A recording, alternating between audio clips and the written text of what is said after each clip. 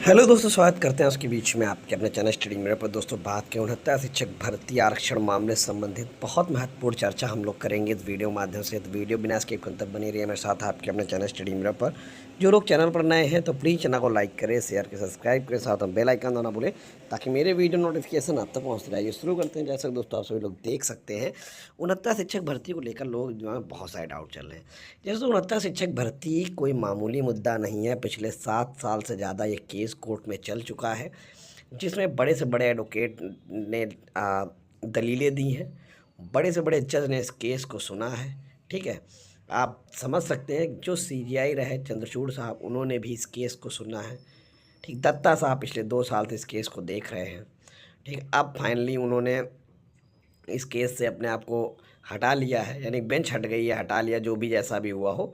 ठीक है, अब नई बेंच बनी है। ठीक है, और आप देख रहे होंगे कि ये एक ऐसा केस है जिसमें आज तक पब्लिकली जो लिस्ट है वो नहीं आई है। मूल चयन सूची पिछले 7 सालों में आज तक कहीं नहीं दी गई है, ना तो एनसीबीसी में, ना तो एससीबीसी में, ना तो हाई कोर्ट सिंगल बेंच में, ना तो हाई कोर्ट डिवीज़न बेंच में, ना तो सुप्रीम कोर्ट में। तो जो चीज़ें हैं उस पर अगर आप ये समझ लीजिए कि इस लड़ाई में जो अंततः मुझे लगता है, मैं अपना पॉइंट ऑफ व्यू रख रहा हूँ, ठीक है, वो यही है कि आप न, और मैं श्योर भी हूँ कि यही होना चाहिए और होगा भी। ठीक है, मैं आपको एकदम श्योर बता रहा हूँ कि अभी मैं, मेरी बात थोड़ा सा लोगों को बुरी लग सकती है तो बुरी लग जाए लग जाए। आपको पता होगा शुरू से मैं कभी एक पक्षी नहीं रहा हूँ, मुझे जिसके पक्ष में जो लगता है वो होता है। ठीक है, मैं बोलता हूँ और पूरे डंके की चोट पे बोलता हूँ। ठीक है, तो जो मुझे अभी तक चीज़ें दिख रही हैं वो यही दिख रही हैं। मैं आपको बता दूँ कि इस केस में डीबी का आदेश फॉलो होगा। जो डिवीज़न बेंच ने आदेश दिया था कि रिविज़िट किया जाए और रिविज़िट करने के बाद जो लोग बच रहे हैं, जो लोग आने वाले हैं उनको लाइए, जो लोग निकलने वाले हैं उनको सत्रीय लाभ देकर निकाल दीजिए, ये डीबी ने आदेश दिया था। As it is list revisit होगी, यही सुप्रीम कोर्ट का आदेश होगा। लिस्ट रिवाइज करिए और जो लोग आ रहे हैं उनको लाइए। ठीक, बट जो थोड़ा सा चेंजमेंट मैं शुरू से कह रहा था, मेरा पुराने वीडियो आप जाके आज के 2 साल पहले ही भी उठा के देखिए, जो मैंने कहा था वहाँ भी मैंने यही कहा था कि बहुत ज़्यादा होगा तो आर्टिकल 142 का इस्तेमाल करके जनरल के जो अभ्यर्थी बाहर हो रहे होंगे, जो शिक्षक बाहर हो रहे होंगे, उनको रोक दिया जाएगा, जो कि डीबी ने बाहर करने के आदेश दे दिए थे। लेकिन यहाँ पर आपको ये दिख रहा है कि डीबी हो सकता है उनको रोक दे कि उनको बाहर मत करो। ठीक है, बाकी एक चीज़ आप जान लीजिए, मुझे अपना जो लग रहा है 99.99% यही आदेश होगा, इसमें किसी प्रकार का बट नहीं होगा।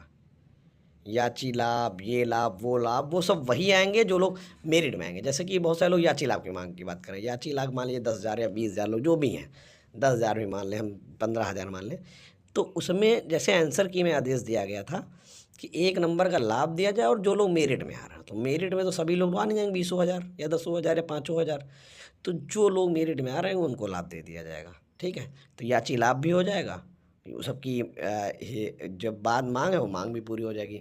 बाकी इसके अलावा कुछ और नहीं होना, जितना मैं अभी तक समझ पा रहा हूँ। अगर इतना आसान होता, सरकार भी जान रही है कि डीबी ने आदेश से बाहर कर दिया था, अगर इतना आसान होता, ठीक है, तो चीज़ें अब तक कब का हो चुकी होती। तो जजेस जो हैं, जो नियुक्त टीचर्स हैं, पिछले 6-7 साल से नौकरी कर रहे हैं, उनको ना निकालते हुए उनको रोकने का प्रयास करेगी कि उनको एक आर्टिकल 142 तहत उनको रोक लिया जाए, क्योंकि यहाँ पर नंबर ऑफ़ टीचर बहुत ज़्यादा है, ऐसा नहीं 1-2 लोग हैं। और मैं उन टीचरों को गलती भी नहीं कहता, उन टीचरों को कोई गलती है उनकी नियुक्ति में। ठीक है, क्योंकि जब किसी को नौकरी मिलेगी, भाई कोई सभी लोग होंगे नौकरी लेंगे, ठीक है, तो उनको निकालना कोई बहुत उचित भी नहीं है और उनकी जगह पर जितने लोग भी हैं, जैसे भी हैं, उनको समायोजित किया जाए। ठीक है, ये अब कैसे करना है, ये मेरा अपना व्यू है, ये कैसे करना है सुप्रीम कोर्ट तय करेगा। माननीय जो न्यायालय का अंतिम निर्णय होगा वही मान्य होगा। हम लोग सिर्फ और सिर्फ प्रेडिक्शन कर सकते हैं, अनुमान लगा सकते हैं। बाकी जो भी आदेश होगा वो आने वाले समय में आपको पता चलेगा। ठीक है, बाकी अभी आप लोग भी अपनी बात कमेंट बॉक्स में रख सकते हैं, जो भी जानकारी है आप लोगों तक। Thank you for watching.